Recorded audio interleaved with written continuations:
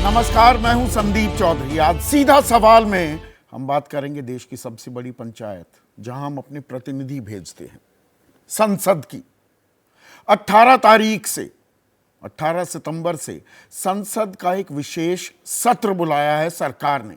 5 दिन यह सत्र चलने वाला है, लेकिन इसको लेकर एक वो जो मिस्ट्री होती है ना, गोपनीयता, कोई थ्रिलर, हु डन इट, कि भाई किसने किया। यहां सवाल पूछा जा रहा था किस लिए बुलाया, एजेंडा क्या है इस सत्र का। 31 अगस्त को संसदीय कार्य मंत्री प्रहलाद जोशी ने ट्वीट के जरिए, ऐसा पहली बार हुआ भारतीय इतिहास में, संसदीय इतिहास में, कि विशेष सत्र बुलाया जाए और ट्वीट के जरिए जानकारी दी जाए। 31 अगस्त को और 2 सितंबर को राष्ट्रपति के दफ्तर से अधिसूचना जारी हुई, उसके तीसरे दिन। और भाई एजेंडा क्या है यह बताया नहीं गया। मॉनसून सत्र खत्म हुआ, उसके बाद एक शीतकालीन सत्र भी आता है, तो इसकी जरूरत क्या आन पड़ी। और कयासों का बाजार गर्म हो गया, गुब्बारे छोड़े जाने लगे। 1 नेशन 1 इलेक्शन, एक देश एक चुनाव हो सकता है चुनाव जल्द करा ले सरकार, इसलिए यह विशेष सत्र बुलाया गया है। फिर बात आई इंडिया और भारत की। बड़े दिन विवाद चला, अभी भी चल रहा है, कि इंडिया नाम को दरकिनार कर अब देश का नाम भारत कर देगी सरकार। इसमें भी संविधान संशोधन की जरूरत है। या महिला आरक्षण बिल लंबित पड़ा हुआ है, उसको अमली जामा पहना देगी क्या सरकार। और विपक्ष ने अपना एजेंडा सामने रख दिया। कांग्रेस पार्लियामेंट्री पार्टी की चेयरपर्सन की हैसियत से सोनिया गांधी ने एक चिट्ठी लिख दी प्रधानमंत्री नरेंद्र मोदी को और 9 मुद्दे चिन्हित कर दिए कि भाई विशेष सत्र में इस बारे में चर्चा जरूर होनी चाहिए। उसमें महंगाई भी थी, बेरोजगारी भी थी, किसानों की एमएसपी थी, अडानी मामला था, मणिपुर हिंसा, हरियाणा हिंसा, जो ये सांप्रदायिक हिंसा फैल रही है देश के कई इलाकों में, चीन बॉर्डर विवाद, जातीय जनगणना, बल्कि जातीय नहीं जातिगत जनगणना, ये सारे मुद्दे एक फेहरिस्त के तौर पर पेश कर दिए गए। लेकिन अब सरकार ने अपना पिटारा खोल दिया है, खोल कर दी है कि किस बाबत यह विशेष सत्र बुलाया गया है। तो विशेष सत्र में सबसे पहले तो जो हमारी संसदीय यात्रा है, पार्लियामेंट्री जर्नी 75 सालों की, उसकी उपलब्धियां क्या हैं, तजुर्बा क्या हुआ, एक्सपीरियंसेस, यादें क्या हैं और सीख क्या मिलती है, इस पर सरकार विस्तृत चर्चा करना चाहती है। तो इसी में भारत और इंडिया भी जुड़ जाएगा क्या इसी में 1 नेशन 1 इलेक्शन भी जुड़ सकता है क्या। अभी ये लेजिस्लेटिव ग्रेनेड, ये मेरे शब्द नहीं है, ये कांग्रेस के नेता जयराम रमेश, उनके महासचिव भी हैं, मीडिया हेड हैं, वो कहते हैं मैं श्योर हूं कि लेजिस्लेटिव ग्रेनेड को लास्ट मोमेंट के लिए छिपाकर रखा गया है, पर्दे के पीछे कुछ और है। वो ये कह रहे हैं। पर 4 बिल भी हैं जिनको इस सत्र में, विशेष सत्र में अमली जामा पहनाया जाएगा। अब इसके पीछे वजह क्या है? ये अमली जामा तो पहनाया जा सकता था शीतकालीन सत्र में भी, अभी क्यों? दरअसल आपको यह बात ध्यान रखनी चाहिए, जो शीतकालीन सत्र है वो तब शुरू होगा जब राजस्थान, मध्य प्रदेश और छत्तीसगढ़, मिजोरम और तेलंगाना के भी, पर यह हिंदी पट्टी के 3 राज्यों के विधानसभा चुनाव के नतीजे भी आ चुके होंगे। तो क्या सरकार किसी भी तरह की एम्बैरेसमेंट या दबाव से बचने के लिए अभी इन 4 बिलों पर चर्चा करके इन्हें पास करवाना चाहती है क्या? और बिल कौन कौन से हैं? Press and registration of periodical bill, post office bill, advocates amendment bill. लेकिन चौथा जो है, इस पर हंगामा, मेरा तजुर्बा बताता है जमकर हंगामा होने वाला है 5 दिन, वो है सीईसी एंड ईसी नियुक्ति बिल। यानी कि मुख्य चुनाव आयुक्त और चुनाव आयुक्तों की नियुक्ति कैसे की जाए। सुप्रीम कोर्ट ने सिफारिश की थी कि भाई प्रधानमंत्री हो, नेता प्रतिपक्ष हो और उस समिति में मुख्य न्यायाधीश सुप्रीम कोर्ट के भी होने चाहिए। लेकिन सरकार ने जो समिति बनाई है, विधेयक से हमें यह जानकारी मिल चुकी है, विधेयक पेश हो चुका है, राज्यसभा में पास नहीं हुआ था। उसमें प्रधानमंत्री, नेता प्रतिपक्ष और एक और केंद्रीय मंत्री, तो वह सरकार के 2 मंत्री होंगे, यानी कि प्रधानमंत्री और साथ में एक और मंत्री। तो यह तो तय माना जाएगा कि जो सरकार चाहेगी वही मुख्य चुनाव आयुक्त भी बनेगा और चुनाव आयुक्त भी बनेगा। और इस पर विपक्ष कह रहा है, मनोज झा आरजेडी के राज्यसभा सांसद हैं, वो कह रहे हैं अगर सीईसी नियुक्ति विधेयक पास हुआ तो हम पढ़ेंगे कि इस देश में एक लोकतंत्र हुआ करता था। तो क्या इस पर बवाल कटने वाला है? पर सवाल इससे भी महत्वपूर्ण है। संसद चर्चा के बजाय, कानून बनाने के बजाय, कानून बनाना सबसे बड़ा काम होता है संसद का। बहुत से लोगों को गलतफहमी है कि कानून सुप्रीम कोर्ट बनाता है। सुप्रीम कोर्ट कानून की विवेचना करता है कि is it good in law और बैड इन लॉ। कानून बनाने का अख्तियार वो हमारे सांसदों के पास होता है, दरअसल हमारे पास, और वो पावर हम ट्रांसफर कर देते हैं, पावर ऑफ अटॉर्नी दे देते हैं अपने सांसदों को कि देश की दशा और दिशा सुधारने के लिए आप कानून बनाइए। अब ऐसा हो रहा है क्या? दरअसल संसद के 1 मिनट के कामकाज पर 2.5 लाख रुपए खर्च होते हैं, यानी कि 1 घंटे में 1.5 करोड़ रुपए। पर संसद का हाल क्या है? और हम 75 साल की अपनी संसदीय यात्रा पर भी चर्चा करने वाले हैं। पहली लोकसभा जो थी वो 137 दिन चली थी।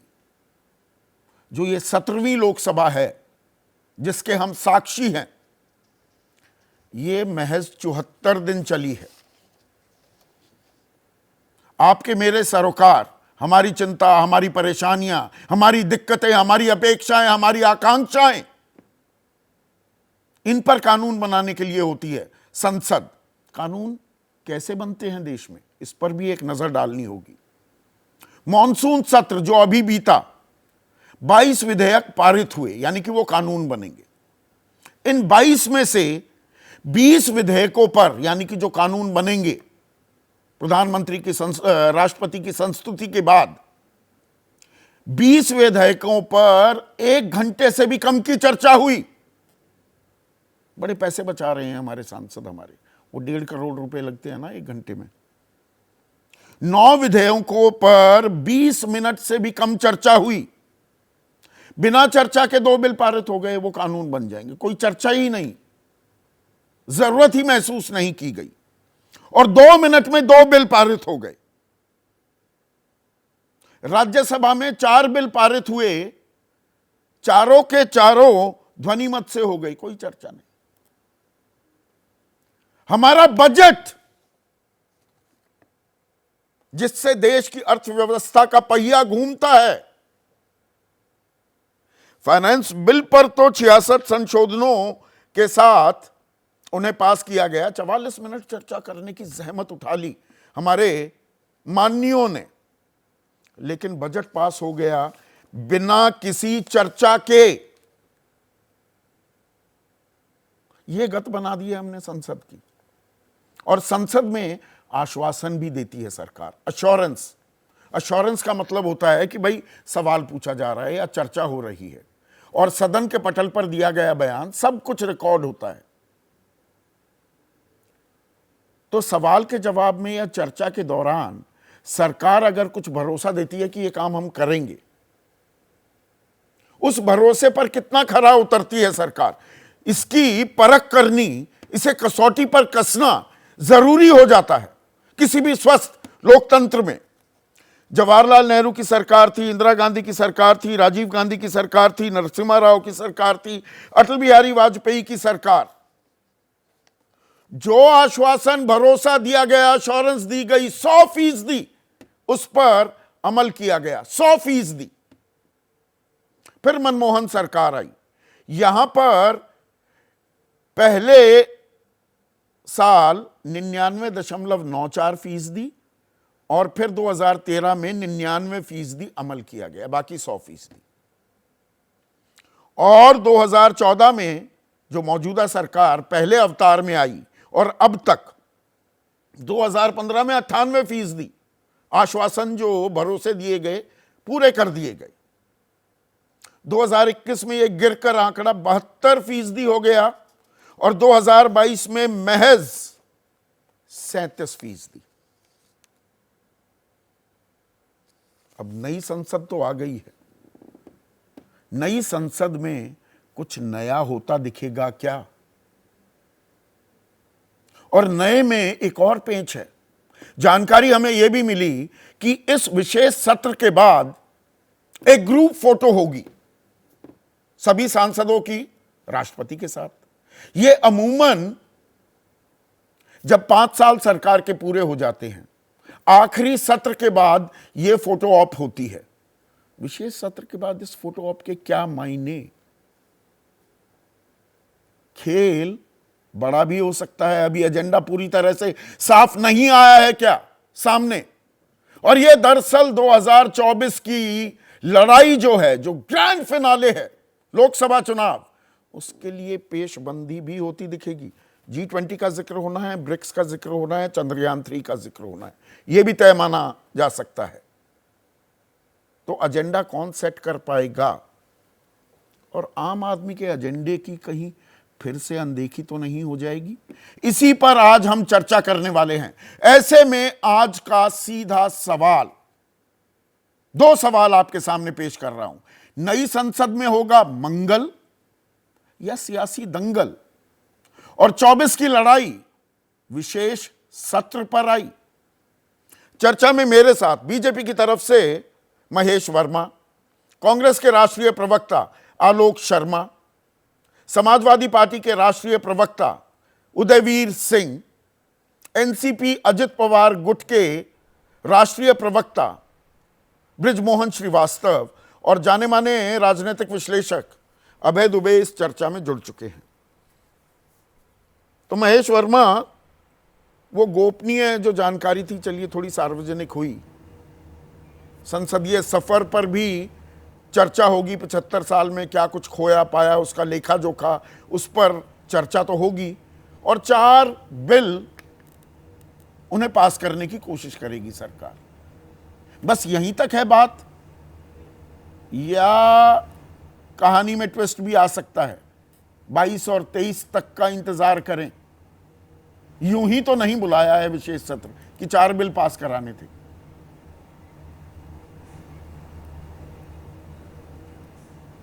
मैं तो हतप्रभ हूँ संदीप जी कि विशेष सत्र जो है, हमारी हीरक जयंती है, आज़ादी के 75 साल हम मना रहे हैं।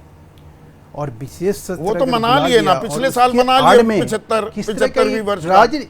नहीं, सुन लीजिए सर, बोलने दीजिएगा। हाँ। तो कहीं न कहीं आपके दर्शकों को लाभ होगा और हमारे जो पैनलिस्ट हैं वो कहीं हमें काउंटर कर पाएंगे। मैं लॉजिकल बात आपके सामने रखूंगा। सवाल यह है कि इस तरह के राजनीतिक व्यभिचार का मतलब क्या बनता है? कौन सा संसदीय प्रणाली और परंपरा का हनन हुआ है? कौन से ऐसे संवैधानिक प्रावधानों का उल्लंघन हुआ है? कौन सी ऐसी चीज है? क्या इस देश में सोनिया जी ये बता सकती हैं कि वो कहे ना कि इंडियन पार्लियामेंट जो बनाया गया था, जो अंग्रेजों ने बनाया था, आज भारतीय जब संसद बन रहा है तो उसके ऊपर ऐतराज है? वो इस बात का विरोध कर रही हैं क्या कि 75 साल की हीरक जयंती के अवसर पर अगर भारतीय संसद का अगर विशेष सत्र बुलाया जा रहा है और उसमें वो कह रही है कि विपक्ष से नहीं पूछा जा रहा है। मैं पूछता हूँ कि रजत जयंती मनाई गई और उसके लिए विशेष सत्र बुलाया गया, तब विपक्ष से पूछा गया। स्वर्ण जयंती मनाई गई, विपक्ष से पूछा गया। जब आपने 356 हरियाणा में लागू किया बिना सर्वसम्मति के 1997 नहीं सुनिए, नहीं पूछा गया। नहीं, गलत जानकारी मत दीजिए प्लीज। अरे भारत छोड़ो आंदोलन के नाम पर 1992 में क्या किया गया? विपक्ष को लेटर लिखा गया कि हाँ मैं जी सरकार इस तरह 1997 के के celebration कर रही है 6 गोल्डन दिन का। जुबली सेलिब्रेशंस राष्ट्रपति 2008 का सुन लीजिए, 2008 में मनमोहन सिंह सरकार जल अल्पमत में आई, चिट्ठी लिखी गई कि विशेष सत्र हम बुला रहे हैं जी, अल्पमत में आ गई है सरकार। दिखा दीजिए ना, आप अगर ये बात कहीं इस बात का समर्थन करते हैं तो दिखाइए। मैं आपको चुनौती देता हूं संदीप भाई कि आप दिखाइए कि कहां है विपक्ष को लिखा हुआ लेटर, और कौन सा संवैधानिक प्रावधान है जिसके तहत जो है पार्लियामेंट के विशेष सत्र बुलाने से पहले सरकार को विपक्ष को लेटर लिखना होगा, सरकार को बताना होगा, के जरिए जानकारी दी जाती है। ये कब हुआ? कमेटी ट्वीट के जरिए जानकारी देंगे संसदीय कार्य मंत्री और उसके तीसरे दिन अधिसूचना बाकायदा जारी होगी राष्ट्रपति के दफ्तर से। ये कब हुआ? पहले कब हुआ? बिना कैबिनेट बैठक के विशेष सत्र को आहूत करना ये कब हुआ? पहले किसको जानकारी दी जा रही है? ये अच्छा, ये जानकारी हमें नहीं मिलनी चाहिए। ये जानकारी जो है प्रेस और मीडिया नहीं प्रेस और मीडिया को दी जाती थी, पहले भी ऐसे किया जाता था। ये तो परंपरा रही है। अच्छा, 5 उदाहरण आपके सामने रख के मैं बात कर रहा हूं, और इससे अनजान है सोनिया जी, इससे कांग्रेस अनजान है। ये क्या देश को देना चाह रहे हैं और किस तरह से, ये कौन से लोकतंत्र की ये बात कर रहे हैं जिसमें कि ये अपने आप को ये कहने की कोशिश कर रहे हैं कि इस देश में हमेशा ये परंपरा रही है कि विपक्ष से पूछ के विशेष सत्र बुलाया गया है। दिखाओ ना। आजकल आप बड़े आक्रामक मूड में रहते हैं महेश भाई। कांग्रेस स्पष्ट करे। महेश भाई आजकल बड़े आक्रामक मूड में रहते हैं। नहीं, अच्छी बात है, आक्रामक होना चाहिए, पर एक मिनट, सवाल था। मलानत देने वाले, प्रजातंत्र को लानत और मलानत देने वाले लोग आज की डेट में बताएंगे कि नहीं बताएंगे? अच्छा, मेरे सवाल का तो जवाब दे क्या दीजिए। 1992, 1997, वो तो मैं पूछ लूंगा कांग्रेस वाले से। शासन 2008।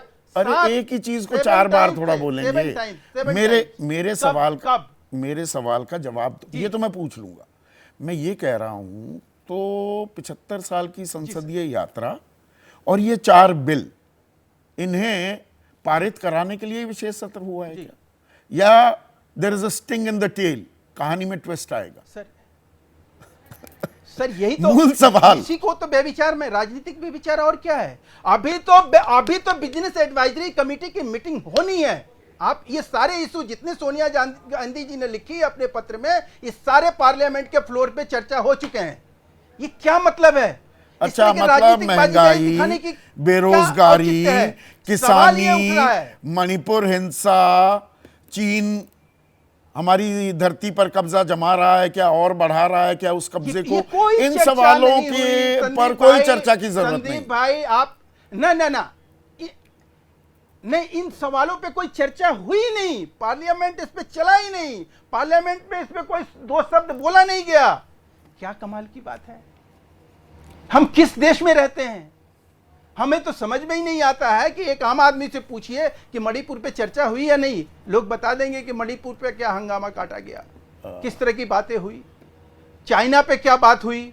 चाइना पे स्पष्ट रूप से रक्षा मंत्री जी ने स्पष्टता के साथ जो फ्लोर पे बात कही उससे भी डिनाई कर देंगे। अरे इस तरह से झूठ, इस तरह से फरेब। अच्छा, ये राजनीतिक झूठ फरेब है नहीं कहेंगे कि तो क्या कहेंगे इसे? महेश भाई, ये भी लोकतंत्र पे लानत और मलानत भेजने का ये कौन सा तरीका है? अच्छा सुनिए तो इतना परेशान क्यों हो रहे हैं?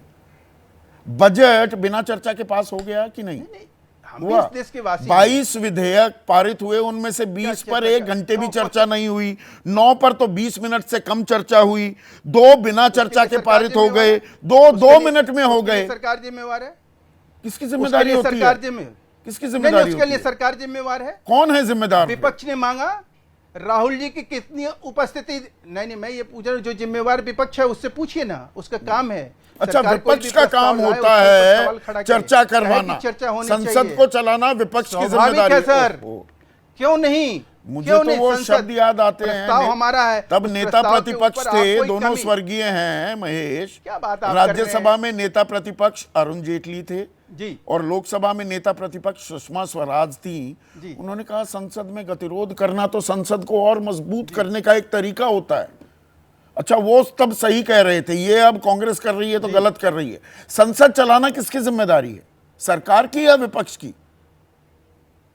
नहीं, आप अगर सुषमा नजमा हेपतुल्लाह जो है उपसभापति थी, उनका हमने एक बार ये भी सुना कि उन्होंने कहा कि जो भी प्रस्ताव आते हैं सरकार के, अगर उस प्रस्ताव को, वो बेशक छोटा से छोटा हो मुद्दा या बड़ा से बड़ा हो मुद्दा, चर्चा की भी जरूरत नहीं, विपक्ष को उसको अच्छी तरह से समझ के और जब चर्चा के बिना चर्चा ही करानी चाहिए, उसके विधेयक ऊपर पारित करा लेते हो, तो ये चार विधेयक लाने की क्या जरूरत है, ना बिना चर्चा के पारित करा लेते। अरे साहब, सांसद सर जो विपक्षी सांसद हैं उनका काम क्या है? वो किस बात की सैलरी लेते हैं, किस बात की भत्ता लेते हैं? वो किस बात के लिए ये लेते हैं कि जब कानून बने तो उसके ऊपर अपने राय और विचार रखें, वैल्यू एडिशन करें। यहां तो राहुल गांधी जैसे लोग जो सबसे कम उपस्थिति के साथ पार्लियामेंट में अपनी भागीदारी देते हैं, वहां से आप ये अपेक्षा करेंगे उसमें तो ये राजनीति करेंगे, ये नंबर वन आपके एक सांसद मुद्दे के ऊपर चर्चा करेंगे। वो 2.5 किलो हाथ वाले सांसद हैं, 2.5 बार भी शायद संसद नहीं आए, उनका नाम सन्नी देओल है। चलिए सर, मैं कह रहा हूं कि हाँ, वो सन्नी देओल की बात समझ में आती है, अच्छा, लेकिन समझ में आती है और सन्नी देओल की तुलना अच्छा, उनके लिए अच्छा, राहुल गांधी वो सांसद नहीं है, राहुल गांधी वो सांसद कहिए ना, तो आप कहिए ना कांग्रेस के भी आप। अरे संदीप भाई, आप कहिए ना, मुझे क्या लेना देना कांग्रेस से? और राहुल गांधी, मैं सबकी पोल पट्टी खोलने के लिए बैठा हूं यहाँ पर। आप अब एक मिनट आलोक शर्मा, क्योंकि आप ये नहीं बता रहे मुझे अभी भी आखिरी एजेंडा क्या है। ये सिर्फ 4 बिल पारित कराने के लिए ही क्या संसद का विशेष सत्र बुलाया गया है?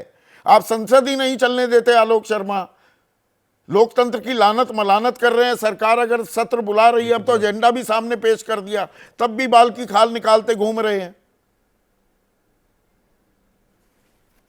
बड़े दुखद है बात कि संसद चलाना विपक्ष का काम है, ये सत्ताधारी दल के प्रवक्ता कह रहे हैं। अरुण जेटली जी और सुषमा स्वराज जी ने स्पष्ट कहा कि संसद को चलाना सरकार का काम है, हमारा काम नहीं है, लेकिन तब वो विपक्ष में थे। और संसद को नहीं चलने देना, धरना प्रदर्शन लोकतंत्र को मजबूत करने के हथियार हैं, ये उन्हीं के शब्द थे। संसद को चलाना, 303 सांसद जीतकर आप बैठे हैं वहाँ संसद में तमाम संसदीय कार्य मंत्री और तमाम मंत्रिमंडल आपका है, लेकिन जो मुख्य बाधा है वो आप लोगों का अहंकार और आप लोगों को छुपाने की आदत। सरकार ने एजेंडा बता दिया, आप तो अभी भी कह रहे हैं नहीं लेजिस्लेटिव, वो क्या शब्द इस्तेमाल किया जयराम रमेश ने, लेजिस्लेटिव ग्रेनेड को लास्ट मोमेंट तक ये बचा कर रखेंगे। आप संसद में चर्चा में शरीक होंगे कि नहीं? देखिए, मुझे लगता है भाई, पहली बात हम संसद में शरीक होंगे। दूसरी चीज़, संसद में कभी भी सरकार नया एजेंडा ला सकती है। तो जयराम रमेश जी ने जो कहा, कभी भी किसी भी सांसद के नोटिस देने पर संसद में कोई भी एजेंडा आ सकता है।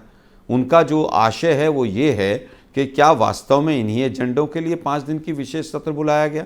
एक तरफ विशेष सत्र कहा गया ट्वीट के जरिए, और फिर राष्ट्रपति महोदय ने कहा सत्र है।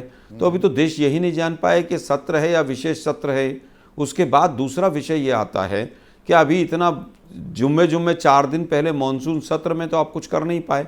मानसून सत्र में तो आप एक अकेला सब पर भारी के नारे लगा रहे थे, मणिपुर पर ठहाके लग रहे थे देश के प्रधानमंत्री। संसद को आप लोगों ने बेईमानी बना दिया है क्या? पर चर्चा तो हो गई।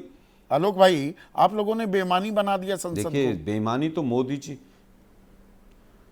संसदीय प्रणालियों को तो मोदी जी ने ठेंगा दिखा रखा है। आके माथा तो टेका, लेकिन उसके बाद कभी भी संसदीय परंपराओं का ख्याल नहीं रखा। तमाम पार्लियामेंट्री जो भी कमिटीज़ हैं उनकी मीटिंग्स नहीं होती। चीन के ऊपर और तमाम चीज़ों के ऊपर चर्चा जो है केवल खाना पीरती होती है। देश के प्रधानमंत्री 20 जवानों के शहादत के बाद भी चीन को क्लीन चिट दे देते हैं, ना कोई घुसा है, ना कोई आया है, ना कोई गया है। और उसके बाद कौन सी फिर चर्चा हो रही है, हमें तो आज तक समझ ही नहीं आया है कि चीन के ऊपर कब चर्चा हुई और किसने की। महंगाई और बेरोजगारी तो इस देश में है ही नहीं, तो चर्चा की अपना एजेंडा थोपेगी क्या सरकार पर? जिन 9 मुद्दों पर करो, सरकार ने बता दिया अभी कि भाई हम संसदीय यात्रा पर चर्चा करना चाहते हैं, हमारे तजुर्बे क्या हैं, हमारी उपलब्धियां क्या हैं, हमारी यादें क्या हैं, हमारी सीख क्या है, उस पर बोलेंगे ना आप? हाँ, बिल्कुल बोलेंगे कि जिस तरह से संसदीय परंपराओं को तोड़ा मरोड़ा गया, जो चीज़ें इस सरकार ने नकारात्मक संसदीय प्रणाली में की हैं, उसके ऊपर ज़रूर विपक्ष आवाज़ उठाएगा। और मुझे नहीं लगता कि इसी विषय के लिए ये 5 दिन का संसदीय सत्र बुलाया गया है। वो लेजिस्लेटिव ग्रेनेड क्या है? चीजें तो मानसून सेशन, वो मिस्ट्री क्या है? किस बात को लेकर आप इतने उद्वेलित हैं और लगातार सरकार पर हमला कर रहे हैं इस विशेष सत्र को लेकर? देखिए, मुझे लगता है कि तमाम जो विषय आपने भी बताए कि सीईसी और सेंट्रल इलेक्शन कमीशन के जितने तमाम मेंबर्स हैं उनकी नियुक्ति वाला बिल हो, चाहे वो संजय मिश्रा का जो ईडी डायरेक्टर का सीआईओ वाला चैप्टर हो, तमाम इस तरह की चीज़ें आएंगी जो देश नहीं समझ पा रहा है। मैं भी अंतर्यामी नहीं हूँ, लेकिन इतना ज़रूर है कि पिटारे में ऐसी चीज़ें हैं जो शायद ये रहे कि आखिरी सेशन है इनका। मेरे पास तो गुप्त सूत्रों से ये भी खबर है कि बीजेपी के तमाम सांसदों ने और आरएसएस ने मान लिया है कि हमारी सरकार रिपीट नहीं होने जा रही है। हमारे तमाम एजेंडाज जो पेंडिंग हैं उनको फटाफट रखो और निकाल दो। अभी 5 राज्यों का चुनाव है सर के ऊपर, हो सकता है उसमें भी कहीं ना कोई परिवर्तन की इनकी कोई नीति हो। इसके ऊपर भी कोई हम मना नहीं कर सकते हैं कि ऐसी कोई नीति नहीं होगी, क्योंकि 5-0 चुनाव होने जा रहा है। तो वन नेशन वन इलेक्शन का सत्र में ये भी पता लगेगा आपका ये गठबंधन जो है आलोक शर्मा, ये कितना मजबूत है और एकता कितनी बनी रहती है, उसकी भी तो अग्नि परीक्षा होने वाली है। देखिए, अभी जो दिल्ली के लिए ट्रांसफर पोस्टिंग का एक बिल आया था, उसमें पूरा विपक्ष एक रहा। हार और जीत एक अलग बात थी, लेकिन पूरे विपक्ष में ना कहीं क्रॉस वोटिंग हुई और विपक्ष ने साथ एकजुट होकर जो दिल्ली से संबंधित बिल था उस पर अपना विरोध दर्ज किया। अब बात यह आती है कि गठबंधन कैसे रहेगा, कैसे नहीं रहेगा, किस तरह के बिल आते हैं। मुझे लगता है कि गठबंधन बहुत मजबूत है और गठबंधन से डरकर ही ये विशेष सत्र बुलाया गया है कि हमारी बात रखो। खिलाफ पेशबंदी भी होगी है 2024 के चुनाव की, क्योंकि ये तो मानकर चलिए G20 की भी बात करेगी सरकार, ब्रिक्स की भी करेगी, चंद्रयान 3 की भी करेगी। देखिए, चंद्रयान 3 बहुत अच्छी बात है, इसरो ने यान भेजा और हम तो कह रहे हैं सरकार की भी कहीं अगर कोई उसमें सहयोग रहा है, हम उसको भी बधाई देने से पीछे नहीं हट रहे हैं। लेकिन मैं पूछना चाहता हूं महेश भाई से, ब्रिक्स अभी हुआ, मोदी साहब को बड़ा ढोल ढपाड़े से लाए आप लोग, 2 उपलब्धि बता के जाइएगा इस शो में कि ब्रिक्स से देश को क्या मिला। G20 में एक पंडाल बना, उस पंडाल में भी पानी भर गया। 30,000 करोड़ से ज़्यादा का एडवर्टीजमेंट पिछले 1 साल में हुआ इस सरकार ने जो किया है। उसके बाद देश को क्या मिला है? अभी आप तो कह रहे हैं कि साहब हमने तो 53 देश जो हैं उनकी कर्ज माफ़ी का रास्ता तय कर दिया। अपने देश पर 3 गुना कर्जा हो गया, उस पर चर्चा नहीं करेंगे। पूरे विश्व के किसानों की आय बढ़ा देंगे, अपने किसानों की आय 32 से घटकर 27 हो जाएगी। तो ब्रिक्स हो चाहे G20 हो, सरकार अपनी स्वस्तुति में डूबी हुई है। कल मोदी साहब अपने ऊपर फूलों की वर्षा करवा रहे थे, अब कौन और हमारे जवान जम्मू कश्मीर में अपना एजेंडा मजबूती से पेश कर पाएगा, ये भी लड़ाई होती दिखेगी क्या। पर एजेंडा क्या है दरअसल? क्या सिर्फ 4 बिल? ये मेरे गले से बात नहीं उतर रही है बृजमोहन श्रीवास्तव, आपका तो इतना असीम तजुर्बा है राजनीति का। 4 बिल के लिए संसदीय सफर 75 साल के, उस पर चर्चा के लिए तो नहीं ये सत्र बुलाया गया। संदीप जी, देखिए, जब ये विशेष सत्र की बात चली थी उस समय भी नाना प्रकार के शक देश के सामने लोगों ने रखे थे। ऐसा हो जाएगा, इसको छुपा के किया जा रहा है, पता नहीं इसमें क्या होगा। आज देखिए वो सारे मुद्दे भी सामने आ गए। तो मैं ये सोचता हूं कि इस मुद्दे पर विपक्ष बगैर किसी आधार के जो शक पैदा कर रहा है देश के सामने, उससे उनको बचना चाहिए। संसद की अपनी भूमिका है और निश्चित रूप से जो हमारे सांसद हैं उनके सामने जब मुद्दे आएंगे तो वो उस पर बहस भी करेंगे। मतलब महंगाई, बेरोजगारी, इस पर चर्चा होगी ना। ये इस पे निर्भर करता है कि जो संसद में बैठने वाले लोग हैं वो कितनी गंभीरता से इस मुद्दे पे बात करना चाहते हैं। क्यों? नहीं, ये लाइसेंस, एक मिनट, अब मैं रोक रहा हूं ब्रज भाई। ये लाइसेंस सांसदों को किसने दे दिया? कौन चुनता है सांसद? जनता जनार्दन कौन है इस देश में? आम आदमी। उनके प्रतिनिधि मात्र हैं सांसद। उनकी बपौती नहीं है कि वो तय करेंगे कि ये मुद्दा किया जाए या नहीं। आम आदमी के जो मुद्दे हैं, क्या उन पर चर्चा नहीं होनी चाहिए? आम आदमी ने भेजा है। ये 1.5 करोड़ रुपए हर घंटे जो लग जाते हैं, मैं देता हूं, आम आदमी देते हैं वो पैसा।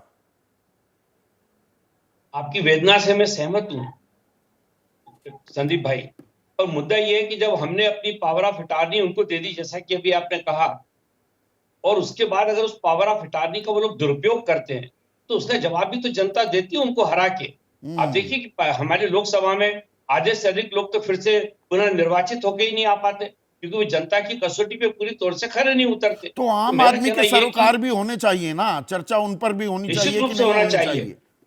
बिल्कुल होना चाहिए, और पार्लियामेंट पे लगातार इस पे चर्चा कराने के लिए सरकार हमेशा तैयार रहती है। ये लेकिन बात ये कि जब आप संसद को ना चलने दें, सत्र के जब अंत आप संसद में में विघ्न डालें। 23 सितंबर को ये ग्रुप फोटो का क्या मसला है? ग्रुप फोटो तो जब संसद का पूरा सत्र ही खत्म हो जाता है, यानी कि उस संसद का 17वीं संसद जब खत्म होगी तभी ग्रुप फोटो होनी चाहिए थी। वो विशेष सत्र पे तो नहीं खत्म हो रही, तो ये ग्रुप फोटो किस लिए?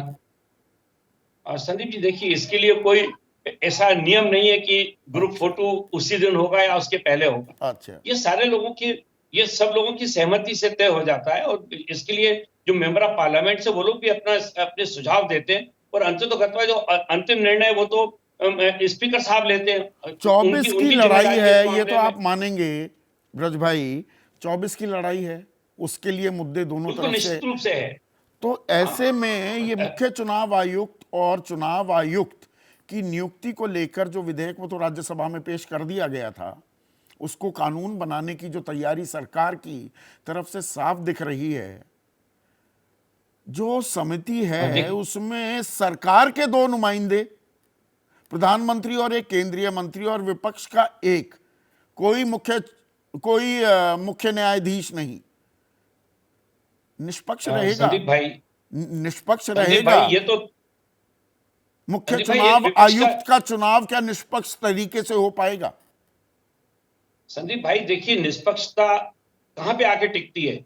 जिनको चुना जाएगा वो निष्पक्ष रूप से फिर काम करते हैं या नहीं, वो है सरकार मुद्दा के असली। 2 नुमाइंदे, तो उसमें निष्पक्षता का क्यों पैमाना कहां रह गया?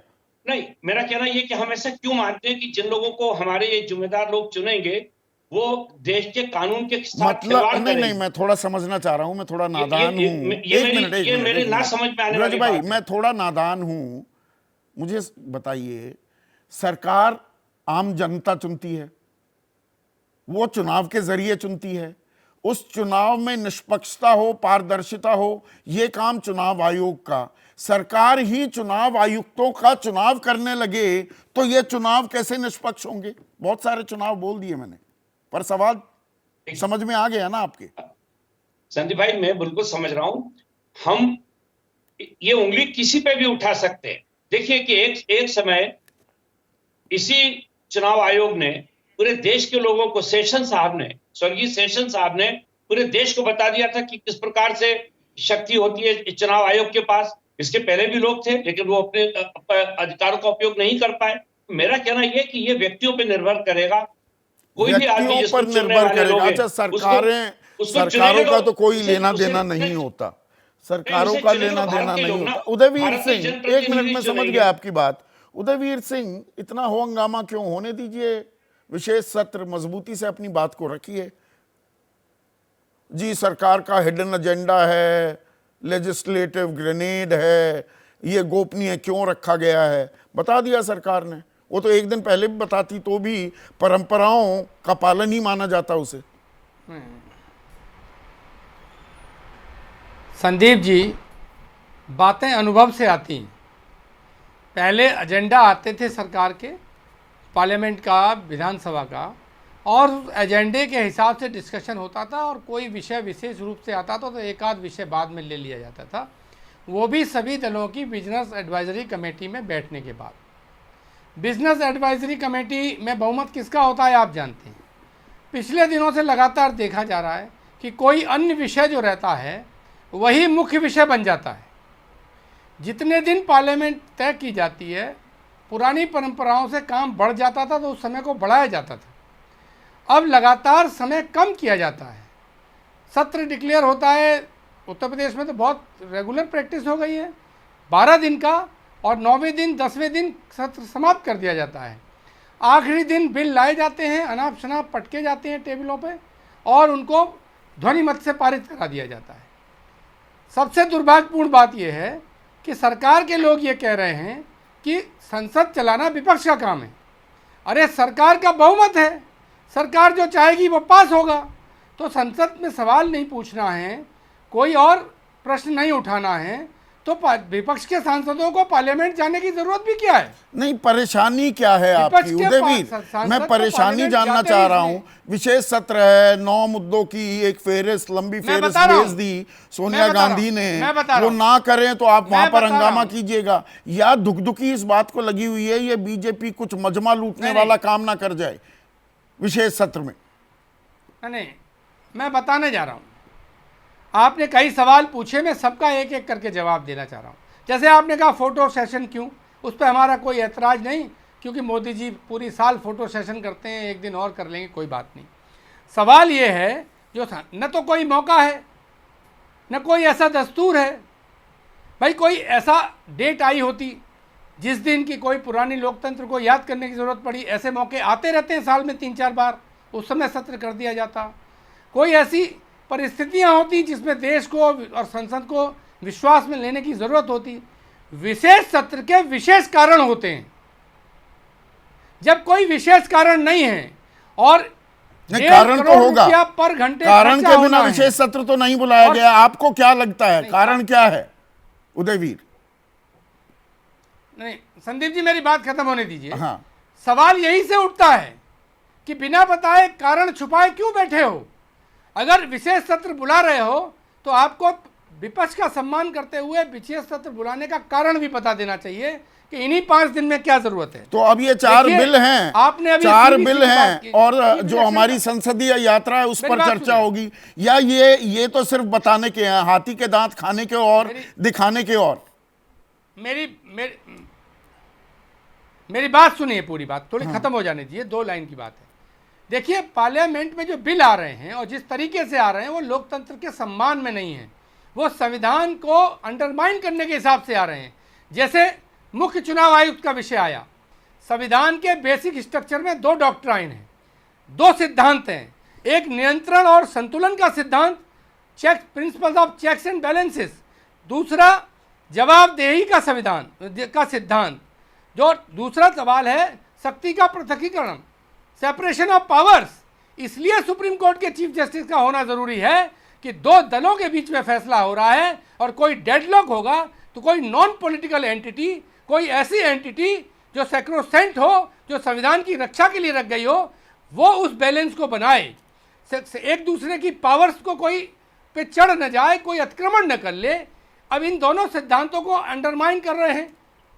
जो इलेक्शन कमिश्नर का सिलेक्शन है, कहा सेशन साहब का तो आप अपना ऐतराज दर्ज कराइए, विशेष सत्र में ऐतराज दर्ज कराने का मौका भी मिलेगा। पर अबे दुबे गुत्थी अब खुली क्या?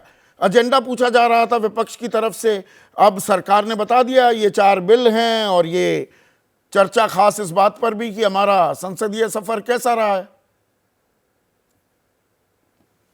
देखिए संदीप जी, सबसे पहले तो मैं प्रशंसा करूंगा यहाँ पर कि आपने शुरू में जो आंकड़े पेश किए संसद के कामकाज के, तब की संसद और आज की संसद, वो काफी कुछ अपने आप में संसद की कहानी बयान करते हैं। संसद एक संस्था के रूप में किस तरह विकसित हो रही है।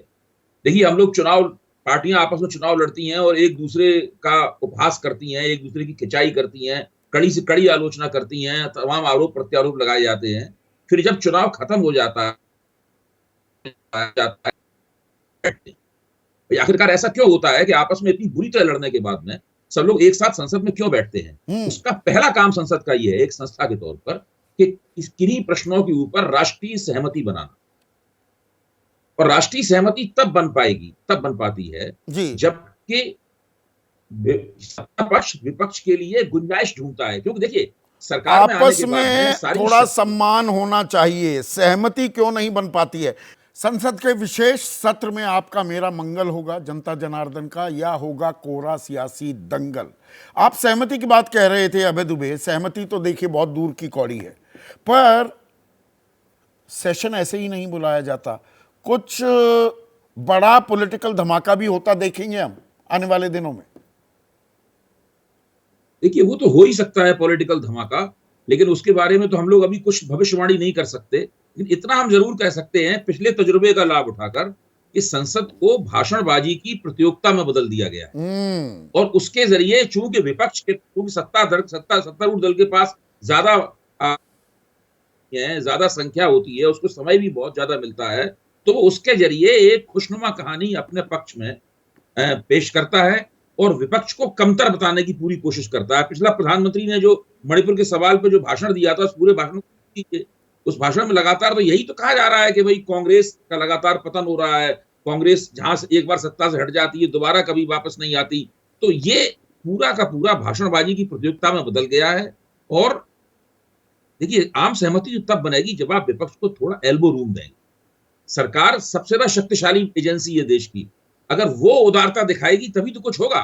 तो सरकार, नरेंद्र मोदी की सरकार और किसी काम के लिए जानी जाती हो या ना जानी जाती हो, वो उदारता के लिए बिल्कुल नहीं जानी जाती है। वो कठोर राजनीतिक प्रतियोगिता के लिए जानी जाती है, वो चुनावों को जीतने के लिए जानी जाती है, लेकिन वो विपक्ष के प्रति उदारता के लिए नहीं जानी जाती। अगर वो विपक्ष पर उदारता दिखाएगी तो उससे नरेंद्र मोदी की जो लीगेसी है, उनकी जो विरासत जो छोड़ के जा रहे हैं, वो विरासत और बेहतर होगी। एक आखिरी सवाल, ये जो गुब्बारे उछलते हैं, एक सीए का उछला था, एक यूनिफॉर्म सिविल कोड का, अब वन नेशन वन इलेक्शन, एक देश एक चुनाव, आपको लगता है ये विधेयक के तौर पर, क्योंकि रामनाथ कोविंद की अध्यक्षता में समिति तो बन गई है, कुछ ऐसा भी हो सकता है क्या?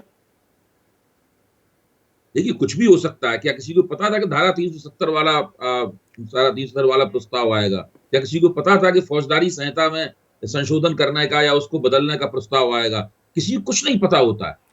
अगर आप लगातार ये रवैया अख्तियार करेंगे कि आप अचानक इतनी बड़े बड़े प्रस्ताव लाएंगे, बड़े बड़े कानूनों को बिना किसी सूचना के, बिना किसी हट के अगर पेश करेंगे, तब तो फिर हम सब तो लोग ये तो लगातार अपने आप को संसद अंधेरे तो में हमारी महसूस करेंगे। पंचायत है, हमारी आवाज, हमारी उम्मीदों को एक खाका बनाने के लिए इसमें इतनी गोपनीयता, एजेंडा, राजनीतिक नैरेटिव गढ़ने की जगह क्यों बनती जा रही है संसद, जबकि नई संसद में 18 को तो पुरानी में और नई संसद में सारी चर्चा होने वाली है 19 से।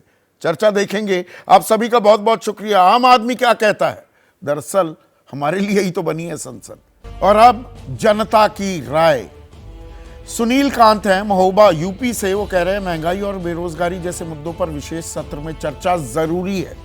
जबकि एक और दर्शक हैं कार्तिक शर्मा, बिहार छपरा से हैं, वो कहते हैं स्पेशल सत्र में एनडीए और इंडिया की सीधी लड़ाई साफ नजर आएगी। ये 24 पर निगाहें और निशाना साधने की कोशिश होगी। आज सीधा सवाल में इतना ही। नमस्कार।